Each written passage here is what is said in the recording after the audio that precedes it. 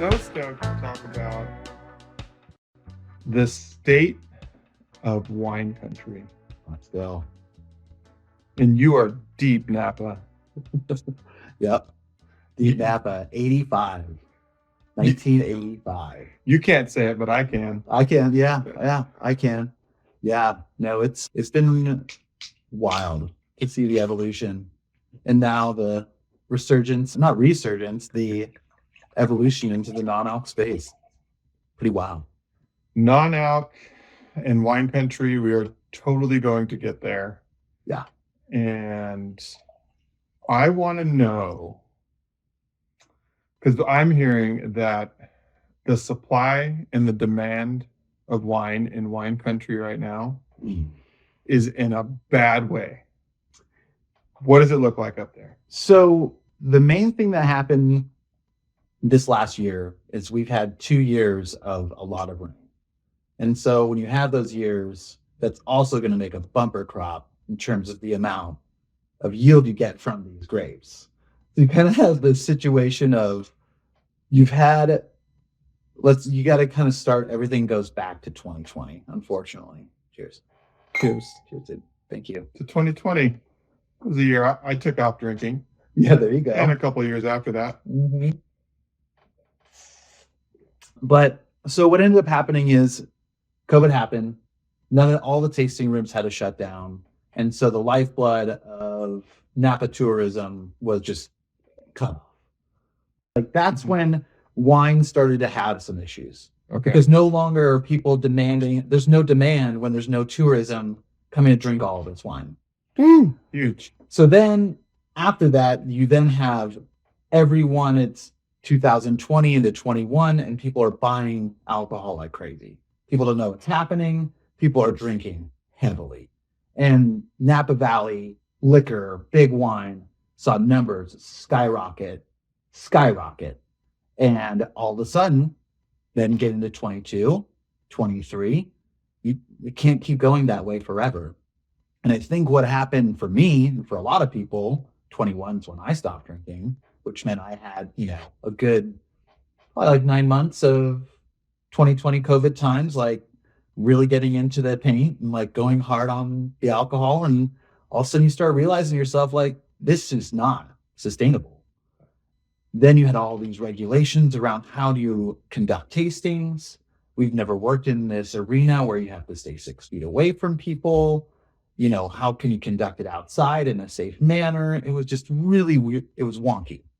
As I saw that consumers' drinking preferences had shifted and they were shifting away from alcohol. Right. And that's kind of what, I think that was my reflection. I think that was a lot of people's reflection. And then I think even more, now you're looking at a situation where your doctor is telling you that you can't drink anymore. You're having other influences that are making you say that you shouldn't be drinking anymore. And I think it's an interesting conversation to have of why are people stopping to drink? And I think the problem is that a lot of the wine industry thinks that it's the people who don't drink alcohol animore's fault, that sales are dwindling. And it's just those individuals who want a non-alcoholic choice now that are the problem. And it's not this cohesive issue of people are looking at their drinking, are sober curious, are older, can't drink as much. Their doctor tells them they can't drink as much. They don't want to because they're looking at their health, all these different factors. This is a title shift, and it can't be just pinned on folks. But what you're saying is that, let's just call it big wine. Right. You're saying that it's like they're pointing a finger at non-alcoholic zealots. I think so. I mean, and they want to say it to the lobbyists who are making this big push. And it's like, there's no lobbyists behind this. This is me wanting to take my health seriously and deciding that while I love wine and what it can bring and all that stands behind it and the history of it, it doesn't mean that I can consume it anymore. And just because I'm not consuming anymore also doesn't mean that I don't want it. And that's the thing, is that I want it. It's just it hasn't been in an area where it's been drinkable. Sure. So to go back to the supply and demand, what's happening right now, 2024 harvest was one of the largest harvests we've had in a long time. And we're also in a situation where the demand has dropped considerably. And so the sales that have been dropping over the last year in 23 indicated to everyone in 24, I'm cutting back hard. So if you had 100 acres that you grew in St. Helena, and you sold your grapes to different wineries, all of a sudden those wineries can come to you and say, hey, I was buying fruit from you for $10,000 a ton. I'm not going to be able to do that. Actually, you know what? I'm scrapping the deal. I'm not going to buy anything from you. And that's a really hard situation for someone to make that call to you in August, when you're picking everything in September or October, and you just lost the person who's taking all 100 acres from you. You just lost a lot. And let's get a little bit of an idea of the range. So in the higher end cabs, names that we know, how much are they selling for a ton then? You mentioned 10,000. Okay, yeah. So 10 is getting high, right? 12 is getting high. There are $14,000 tons out there of $55,000 tons. And it goes up to 55 is this crazy. That's the ceiling. Okay. The ceiling I would say is 55, but like the average Cabernet from Napa Cabernet, I would say you would probably looking somewhere around $5,000 to $10,000. Okay, 5 to 10,000 is kind of a range that we can understand now. How much is that getting sold for in 24? How much is that getting sold now? $1,500. So for $1,500, or not even purchased at all, and fucking died on the vine and never sold. Okay, it dies on the vine because it's like, oh, we already know that there's not going to be enough demand. There's not going to be enough sales of this stuff. It's actually cheaper for us to just leave it to die on the vine. Yeah. Okay, when this $10,000, let's say it is, so it's a good Napa cab. Yeah. Is that fermented already? People are buying it that way, or are they just buying the juice itself? It matters on what stage you're getting it in. Like these numbers we're giving you right now is like what it would cost for someone to come in with their picking crew and pick those vines, and then they would make a deal to pay $10,000 for each ton that they picked from 100 acres of the pressed juice. Right. And then right. Got it. So, but then you can also what happens a lot of the time is, let's just take a winery that makes 100,000 cases a year. They might actually make 150,000 cases that year and sell off 50,000 cases in finished barrels or in finished white wine in stainless steel tanks. To somebody who can then white label it, which is like put it in their own bottle and label. And like it's not like they're tying it to this name that you may know. But that's part of the business. That's part of the business. But I mean, I think the part of the business that I hope to spread a little bit of light on is, let's say you're a fifth generation person who's had this 100 acres that have been passed down to you for generation upon generation. This is your livelihood. And all of a sudden someone came in and said, sorry, I'm not buying anything from you this year. And now all of a sudden your bricks are going up and you've got to find a buyer. And it's scary. And I think the thing that we're not talking about is just, there's been such swings in supply and demand, but also the amount of production is just getting so vast. And you look at places like France, they're buying fruit from these places because that's the only way they can sustain. That's how they make it, like the wines to be the price that they are. You can't have so much of it or the cost goes down because you have so much. Right. So it's this weird balance and it's affecting everyone in different ways. The other thing that I wanted to mention that I think is something that I have observed that's really interesting is, when we came back after COVID, there was different permits in place for tasting rooms than there were originally. So in the past, you could basically get away with anyone saying, hey, come by, have a buy the glass, come for a glass of cab, taste it, buy some wines and go. Not anymore. Now it's everyone's by reservation. Everyone has to have tasting that's $95 per person. It's not, just a buy the glass kind of tasting. It's like a full on thing. Or you can have a buy the glass offering, Josh, but it's going to cost you and that's a totally different permit. So now we need to just take more money from you than we would have originally. So the prices of the tasting themselves have also just gone way up. And you also have to have them. Where in the past you used to be able to come to Napa and just say, hey, I want to stop by any winery and do a tasting. And you just can't do that anymore. So the interesting thing that's happening right now is the demand is super high and visitation sales are down dramatically, 20 to 30%. And that's, visitation, that's sales, that's the state of what we're in. And they're trying to recoup some of that money by raising the prices on the tastings. Yeah. So going into why the demand is lower. So who's drinking less? And I'll kick this one off. Yeah. 3 different generations, 3 different reasons. Mm-hmm. Starting with Gen X. So let's say over 43, 44. Mm-hmm. They're actually kind of drinking similarly.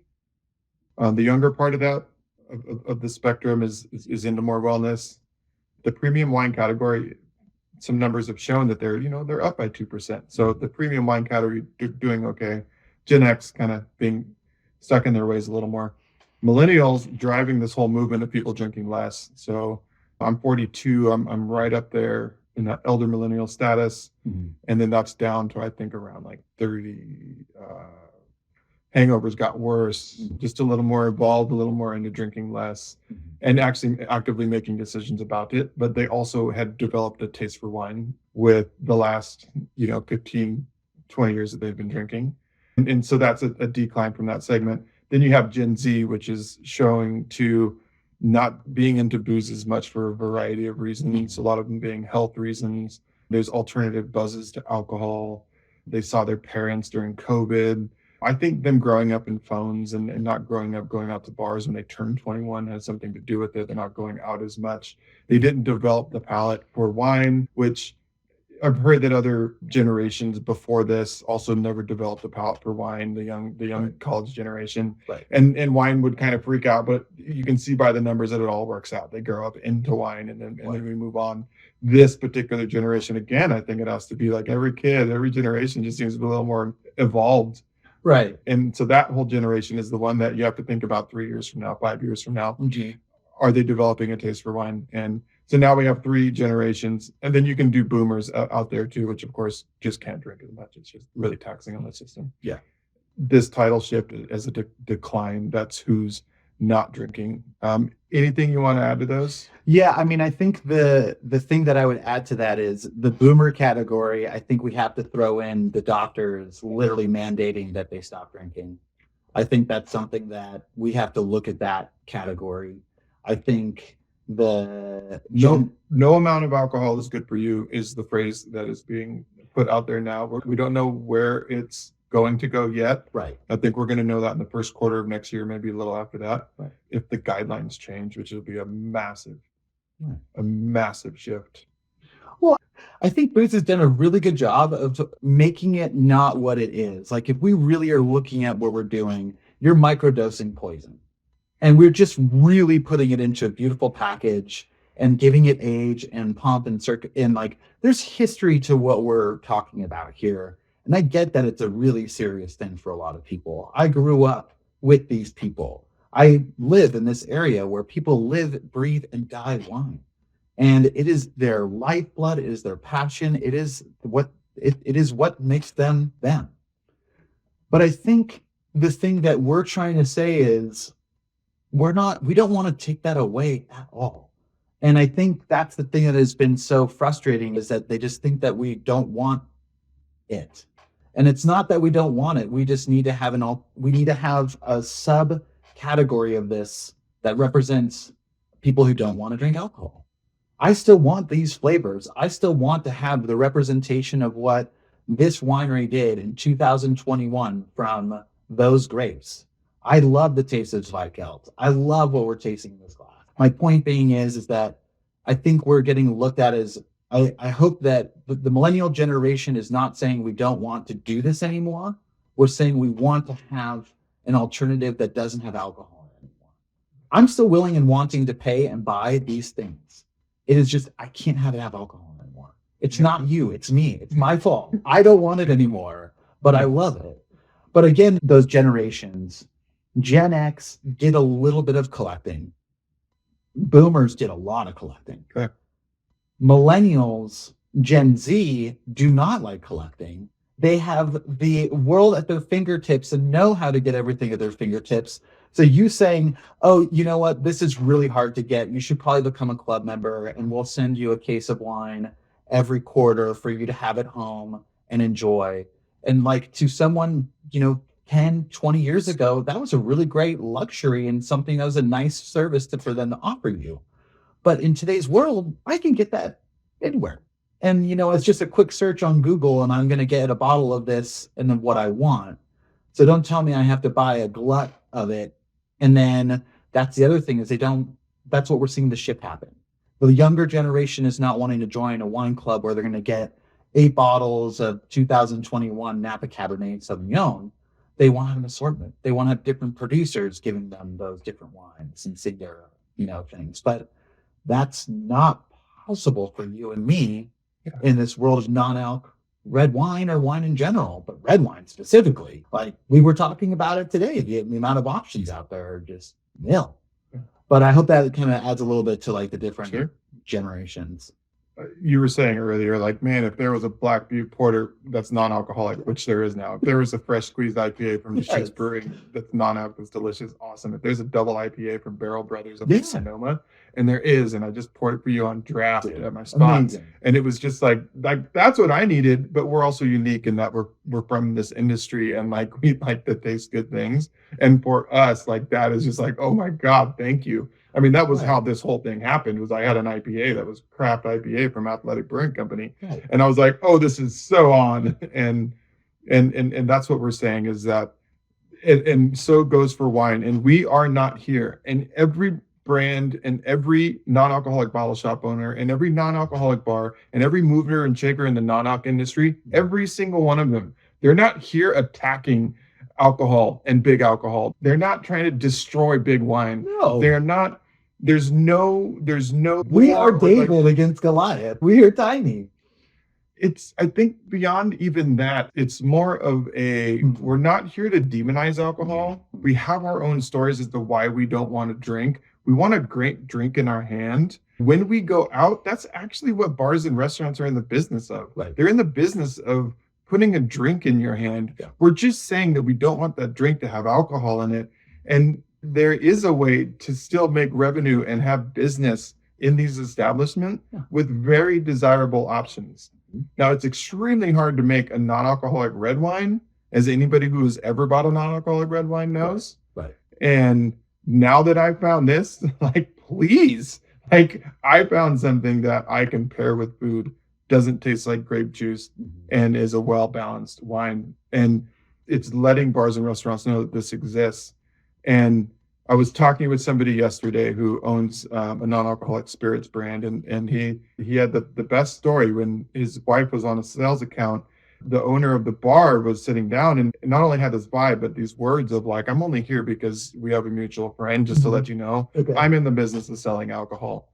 And then she, as a boss lady, she was like, you're in the business of putting drinks in hand. And it was what we're saying is there's a movement of people drinking less alcohol. Yeah. They still want to go out and socialize with their friends. And that is not going anywhere anytime soon. No. We're just letting you know that we have really desirable things to put in the hand. Right. And that's why we're here. Right. And then his whole face changed in his whole thing. And he was like, okay, yeah, I mean, yeah, I'm listening now.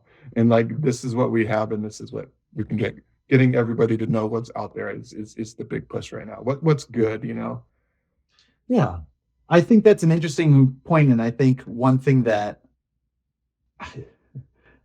we need to have a conversation on a higher level, and I think that higher level is coming from a place of you being a bar owner and you running a retail business, and actually being a place that's making drinks, making beverages. That is your livelihood. And just like any other restaurant and that individual at that bar, he thought of it as the only thing I'm making a lot of money on is booze. Pivot that statement to the only thing I'm making money on is beverages. And to understand that you are, instead of losing margins in something, you could gain margins. And this is the conversation you and I keep having when you look at examples of wineries that do both an alcoholic version of their wine, and then they bring on a lower alcohol version of their wine and a non-alcoholic version of their wine and a ready-to-drink version of something fun and exciting, and maybe a vermouth or maybe whatever else it is, or an aperitif. Those are the things that are exciting. I think that's where I want the conversation to go of, are you a business owner? Great. Let's make your margins more. Let's have people drinking more beverages. That right there, I think, is so massive, because when you look at where the non-alcoholic beverage industry is, or the alcohol alternative industry is in 3 years from now, that is what you need to be. That's what businesses need to be talking about. That's what they need to go back into their business plans and actually put a section and put it into the metrics, because this is not going anywhere. It's not some fad that's just going to downtrend. This is only going to increase. So is big wine freaking out? Yeah. Is wine country freaking out? Yeah. Same thing. Okay. So instead of we'll go ahead and freak out. And then I think some of them have gotten over that, and they're actually going to pivot and they're going to adapt. So do we see a La Crema 9% alcohol and a 4.5% La Crema Chardonnay? Do you see that? 100%. Do you see a non-alcoholic La Crema? 100%. Okay. And here's the other thing I don't see. I don't see a winery wanting to serve a non-alcoholic product that doesn't have their own label on it.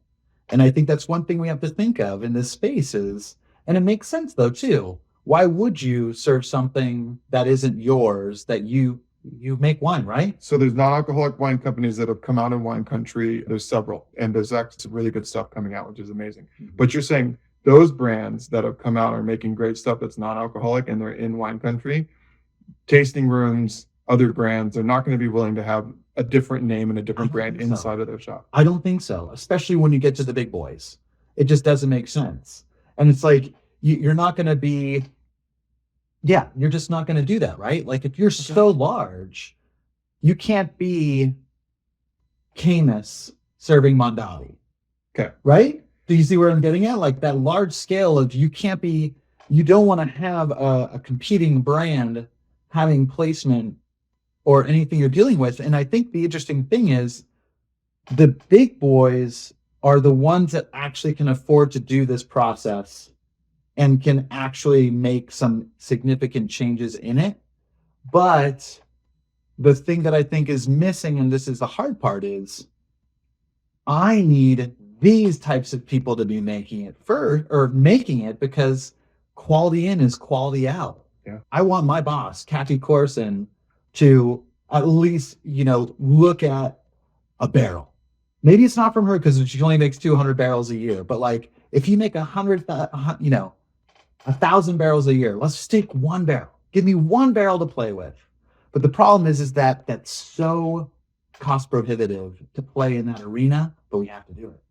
I love the people that are going to be seeing this video in 5 years from now. They're like, oh my goodness, that's where it was at that time. It was late 2024, and these were the problems. But what I'm also seeing is that there's big de-alc machines coming into wine country.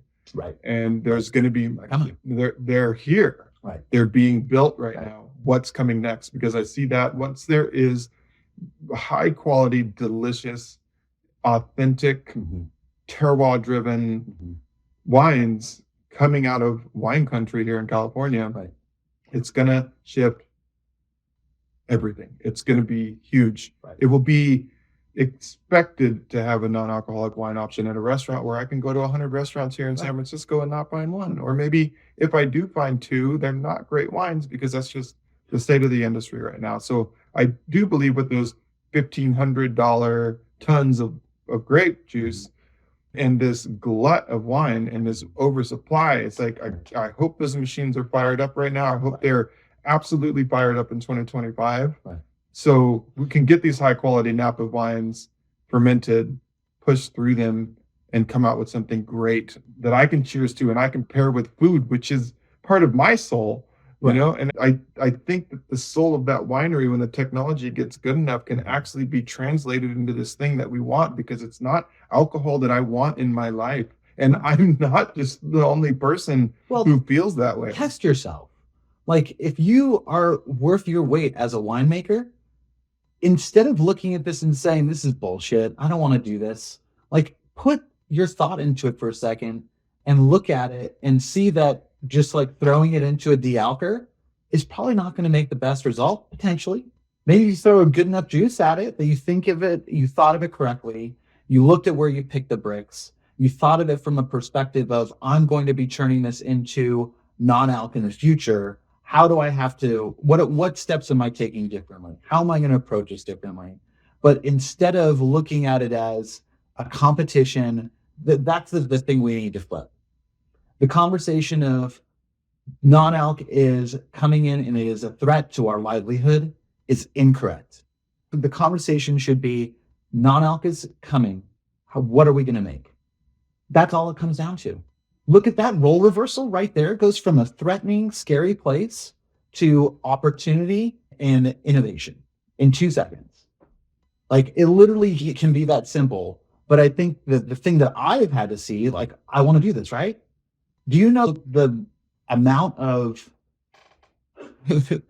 things in the way of someone who wants to create a non-alc brand is incredibly high.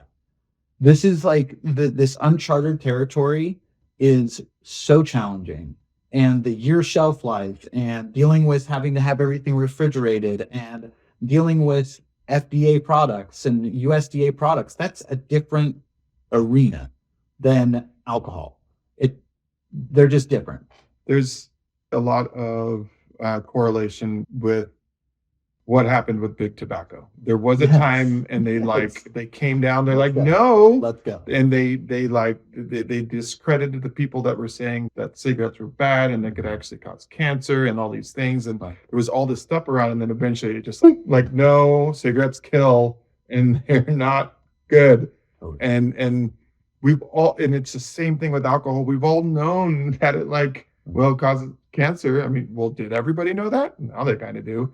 We all thought that a glass of wine a day would be good for you. Now that's been shattered. And then that now, and so big wine is coming at it like, no, there is actually times where wine can still be good for you, and showing all those facts and figures. But the substance of ethanol, the alcohol in the glass, is not good for the body. Right. And we all know, and most people have experienced how that is the case in their lives and in their bodies. And that is always kind of been known, but now it's like, wait, this stuff is like really bad for you. And it has been totally acceptable and the default for every social situation. And now it's not. That is what is happening. And there is a way to innovate, adapt, and pivot into that. And what we're talking about here is wellness. And who isn't on board for wellness? Like, if somebody's going to come in and be like, oh, you want to feel healthier and live a happier life and wake up every day without a hangover, like, you don't demonize that or attack it. You just be like, okay, well, we've created something for you then. We're more inclusive. Good job.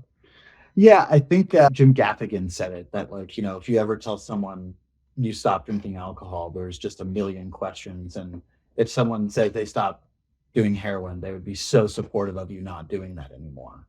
And it's just so interesting how we just get met with so many questions about it. But again, I think we're leaning into this thing right now of, okay, guys, stop hitting the alarm and start hitting innovation. And you guys have so much wine you're sitting on, and you're asking yourself, what can we do? And we're over here saying, I got an idea for you. I'm like, okay, but what can we do? And it's like, I've got an idea for you, but what can we do? And it's like, these two guys have some ideas for you, and we know people that can help you pivot and adapt. And we would be happy to do that. Absolutely. We can have some of the geekiest conversations. We can show you the way. Would love to do that so that we can have more desirable options out there, which is my goal. Like, I want people to know that there's great stuff to drink. The last couple of places I've gone to, restaurants that have had wine, beer, and cocktails on the menu, are places I have earmarked that I would go back to. Yep. And those places over the last year that I go to that do not have options have just fruits mixed together are off the list now. And that's how I'm going through my life. And I think that's how it's going to start to be for people. I went to serious restaurants and bars in San Francisco last night, and I was very surprised to see some places not having options. I was out last night, and this very common thing happened. Asked if they had any non-alcoholic beer. They're like, no. Super nice place, awesome place, busy, happening. Not even beer? And then the person with me said, "Oh, I see that you have an Asahi non-alcoholic on here." And she's like, "But we're out." And I was like, that happens about 50% of the time, no exaggeration. No exaggeration. Where at it's all. like the bar manager was like, he's just like, how come non-alcoholic beer is selling so fast? I'm used to not, I don't think about having to order it that much. Right. That's where we're at. It's running out of half the places that I go to if it's on menu, because there is a demand for it. And that's where society's at right now.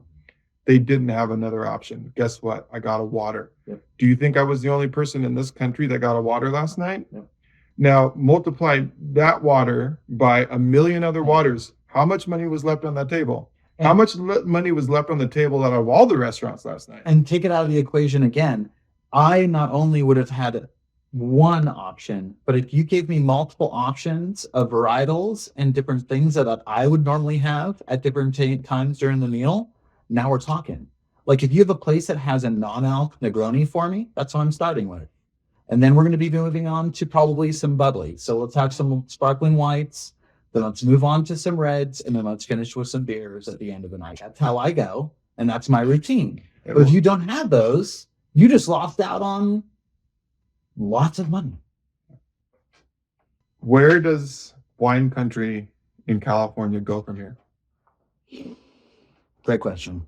I think what's going to happen is I think we're going to see a situation of people really looking at their production and getting very small and very boutique. I think people want craft. I think people want authenticity.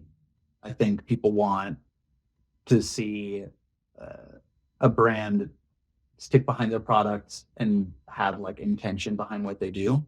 And I think there's just so many people who don't have that and go to these large marketing agencies and try to have it just be another one of those cookie cutter styles of wine that come out from some celebrity.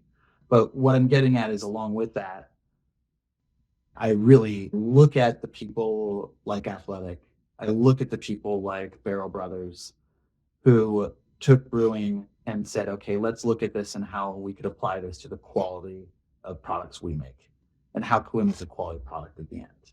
And I think it's going to be that is where I think the people who are going, if you can start thinking about it now, you're in front of the curve and it's going to be a really fun thing for you. And we've seen that with so many people who've created brands over these last couple of years. I mean, All the Bitter is a perfect example of someone who went all in the space and created something that was only known for being high in alcohol and never even kind of thought of the idea of removing the alcohol from the equation. Really, it's killing it.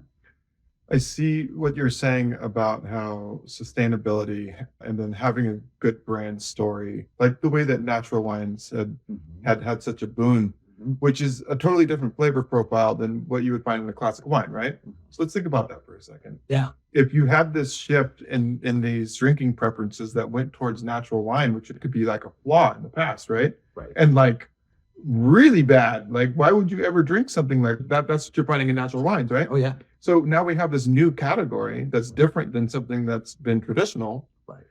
Let's think about non-alcoholic wine like that for a second. When you drink a non-alcoholic wine, is this going to be the same as an alcoholic wine? It's not. Right. Or a traditional one. Right. Now, this particular wine has done an amazing job at keeping the authenticity of what Austria's Weitgelt tastes like. Right. And what it's missing is 130, 40 calories and weight and alcohol and mouthfeel and the burn. I mean, this is huge. The fact that all of that isn't there in the sipping of this makes it different than a traditional wine. Totally does. Does it taste like wine? Absolutely. Can I pair this with food? Especially this one. Right. And that's what I want, because I know I don't want alcohol in my life. And I want to pair wine with food like more than anything. My whole journey started out as like, I'm going to take a year off drinking. And then a few months into that year, I was like, but I'm okay with thinking about drinking alcohol. If I'm cooking a steak and it's date night and I get to pair it, like I'll drink an alcoholic wine in the future. I'm okay thinking about that. And then like 4 months after that, I was like, actually, you know what? I'm going to go find the best non-alcoholic red wine in the world so I can have that on that steak dinner. Right. And I got rid of this thought of drinking alcohol again in that time, which was huge, because pairing food and wine to me is like, deep. Right. And let's get the products to that place. And let's touch my soul in that way with these wine products. We're wine people. I'm a bartender. I brew beer. Like, I want good shit. Like, let's make good shit for these cool ass people that are drinking less, or people just want to have more wellness in their lives. That's where I see the future of it going. The machines are starting to come into wine country. Cool. Right. No, it's exciting times for sure. I think it's at the same time, I'm excited about it.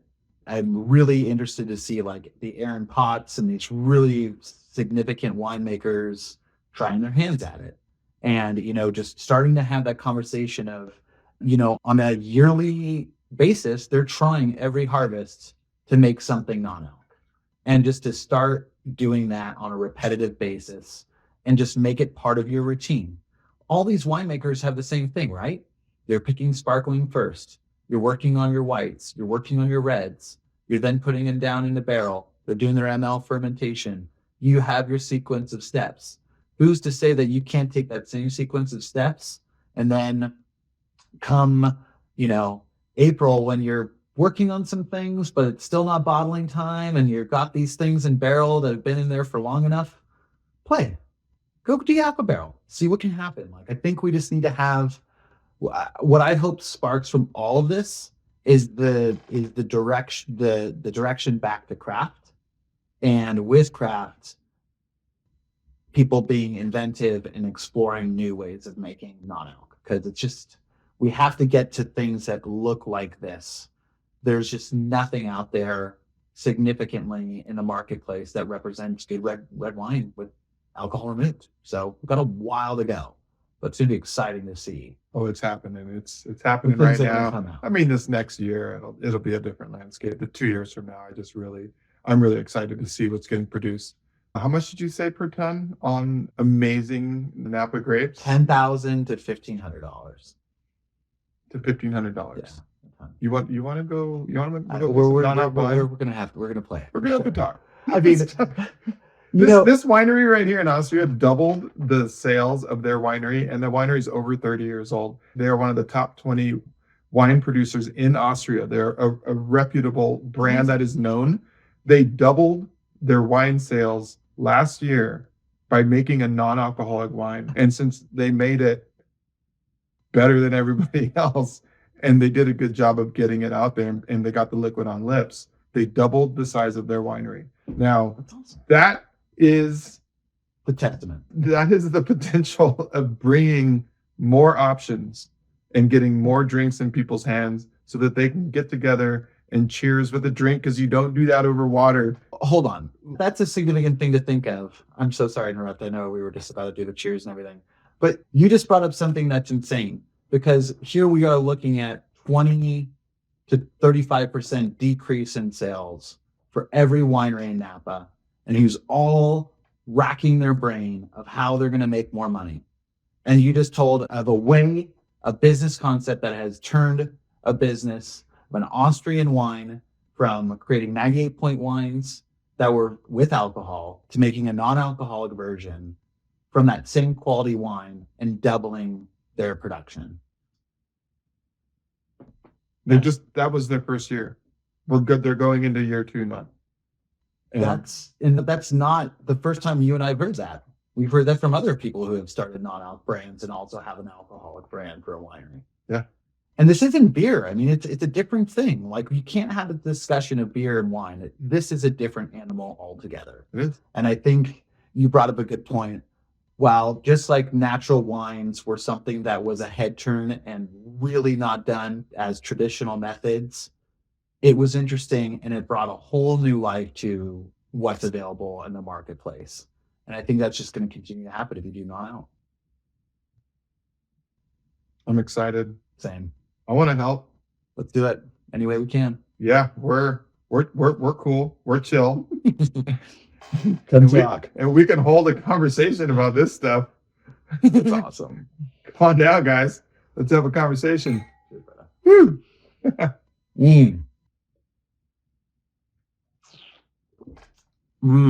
Yummy. Yummy Zweitgeld. So good. 2021. Burgenland, Austria. It's just. This is what we need is more like unique varietals too. No, I love that I get to say Zweigelt and Blaufränkisch. For those that know, I love it. They're like, it's Blaufränkisch. Like I love Blaufränkisch, and I'm like, my man, my girl. That's the same thing with Charbonneau. My buddy just planted 5 acres of Charbonneau in like the Sierra foothills, like this wild unknown varietal that was like tiny plantings in Napa.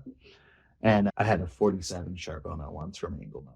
It was lights out, like delicious for like 10 minutes and then just all disappeared. But like that type of like varietal that like it was like Cab Franc met Merlot and just had like this beautiful little baby in between and just like the spice notes, but then like that velvety Merlot kind of thing going on. So he's growing 5 acres up in the Sierra foothills and it's like bringing these old varietals back. It's fun. It's fun. And that's a crazy thing that we have that is now happening again with that glut of wine. We can get our hands on some crazy stuff. That's the fun part. That's going to be like the real fun part. All right, this is going to be a tangent, but this actually could be a good one. So, $2 check. Yeah. Familiar? Yeah. You know the story? Tell it. All right. So, Charles Shaw. Yeah. Vicious divorce. Okay. Vicious. It was a very similar situation in the 90s when this happened, that there was a glut of wine. So the price of wine was doing the exact thing that's happening now. So basically, Charles Shaw was able to secure wine at really discounted prices with really high quality. So he was making this Cabernet that was just delicious. Had the idea of having it somewhere around like the $5 price point for wines at Trader Joe's.